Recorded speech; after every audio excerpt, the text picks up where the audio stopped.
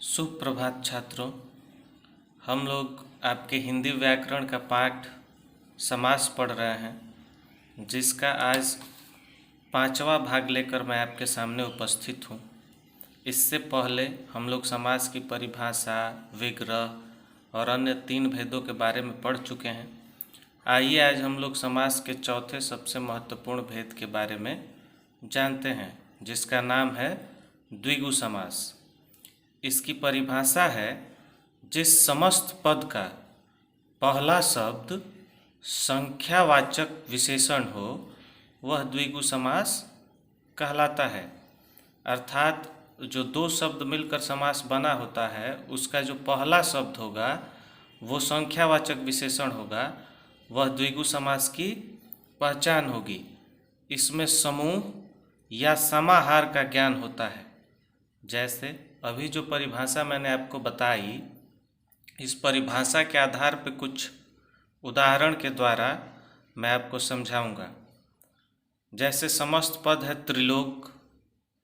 मैंने आपको पहले भी बताया है कि किसी भी शब्द में, समस्त शब्द में समास की पहचान करने के लिए कि यह जो शब्द है यह किस समास के नियमों के तहत बना है, उसका विग्रह करना अनिवार्य है।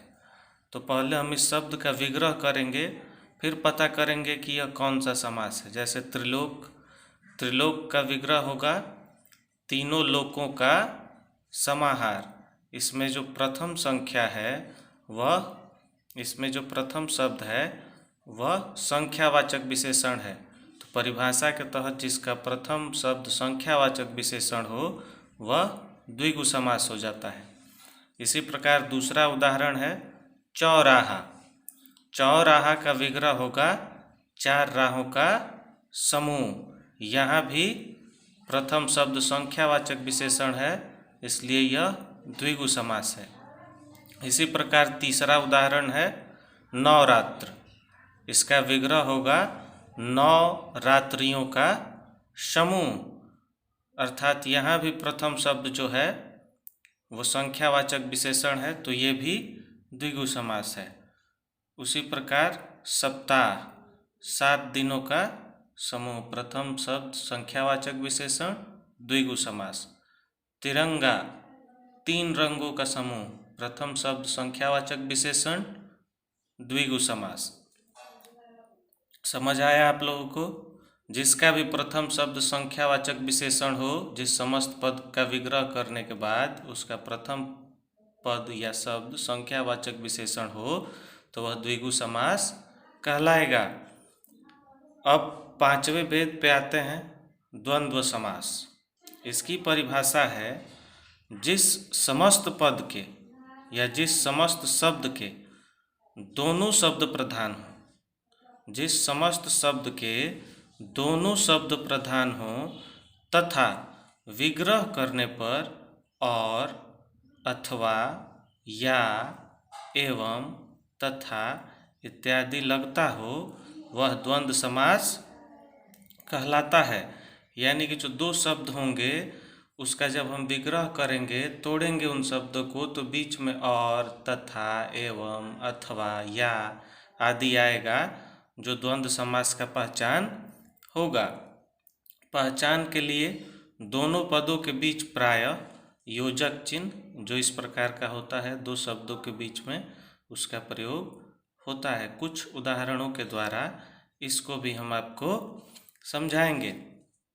जैसे उदाहरण है, समस्त पद है पाप और पाप पुण्य, बीच में ये योजक चिन्ह लगा हुआ है दोनों के, पाप पुण्य के बीच में योजक चिन्ह, इसका विग्रह होगा पाप और पुण्य। परिभाषा के तहत विग्रह करने पर और, तथा, एवं, अथवा, या आता हो तो वह द्वंद्व समास है। यहाँ और आ रहा, इसका अर्थ है कि यह द्वंद्व समास का उदाहरण है। इसके तहत अब कुछ विग्रह आप लोग करें। जैसे गुण दोष, क्या होगा इसका विग्रह?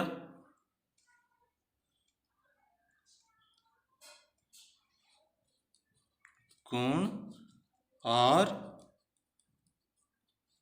दोष, इसमें भी बीच में और आया, विग्रह करने पर, तो ये भी द्वंद्व समास का उदाहरण है। ठीक इसी प्रकार आप ऊंच नीच का विग्रह कीजिए।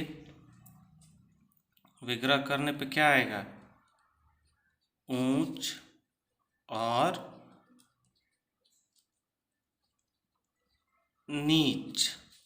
यहाँ भी जब हमने विग्रह किया तो और आया, इसका अर्थ है कि यह भी द्वंद्व समास का उदाहरण है। ठीक इसी प्रकार दो और हैं, राधा कृष्ण, इसका विग्रह कीजिए, राधा और कृष्ण। नदी नाले, नदी और नाले। ठीक इसी प्रकार से आपके सामने जब भी कोई ऐसे शब्द हों जिसके बीच में योजक चिन्ह लगा हो और उसका विग्रह करने पर और तथा एवं आदि आता हो, तो आप समझ जाइएगा कि ये द्वंद्व समास का उदाहरण है। मुझे उम्मीद है कि आप लोगों ने इस पाठ को भली भांति समझा होगा। आपके लिए कार्य है कि पढ़ाए गए समास के भेदों को परिभाषा सहित याद करें एवं अपनी कॉपी में लिखें। अभी तक जो मैंने समस्त समास पढ़ाए हैं उन सभी की बात इस कार्य में मैं कर रहा हूँ।